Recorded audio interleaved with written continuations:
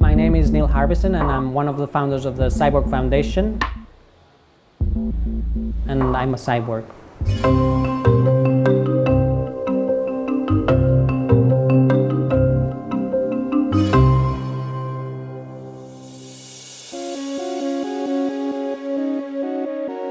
To us, a cyborg is a feeling. It's feeling that you're not using technology, that you're not wearing technology. It's feeling that you are technology.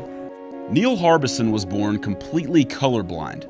And while Neil still can't see color, a device called the iBorg allows him to hear and sense colors. It picks up the dominant color in front of me and then it transposes this frequency of light into the frequency of sound. So it's related to the frequency of light. It's not an arbitrary relation. This light frequency has a specific note, which is the note that I hear, but a few octaves lower so that it's in the audible range.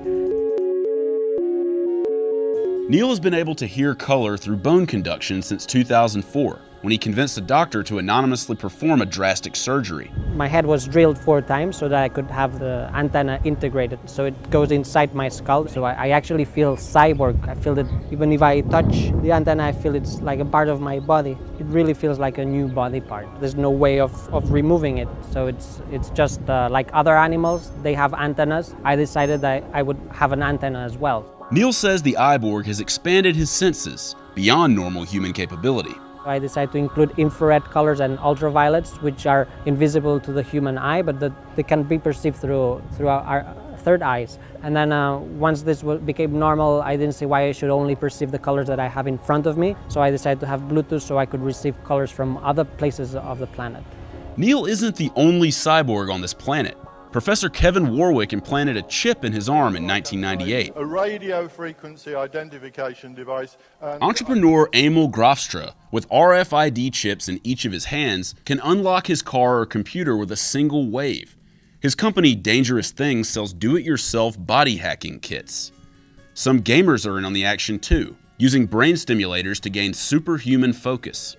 Bionics researcher Michael McAlpine sees this type of technology advancing into the mainstream. You know, up till now, I think most people have thought of bionics as people who have impaired capabilities like lost sight, giving them the ability to repair those capabilities. But going forward, I think there is the possibility if you can do that, then you can also take that to the next step and actually give normal human advanced capabilities that biology never gave them, and perhaps let them do what maybe only certain animals can do, or maybe let them do what no one can do.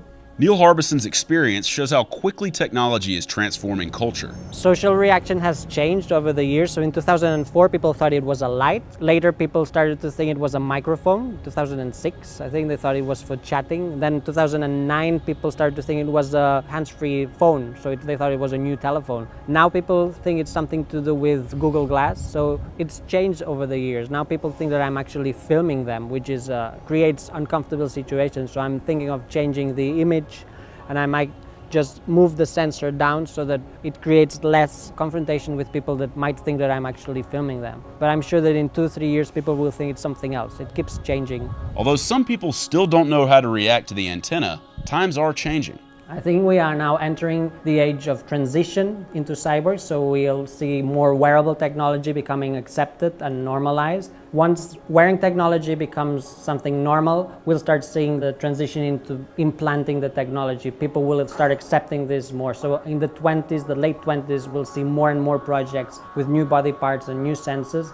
And I believe that in the 40s it will be normal to have technology implanted, so it will be normal to merge humans and technology and to unite cybernetics and organisms. I'm sure it will be normal to meet someone and ask, what are your extra senses and what's your new body part?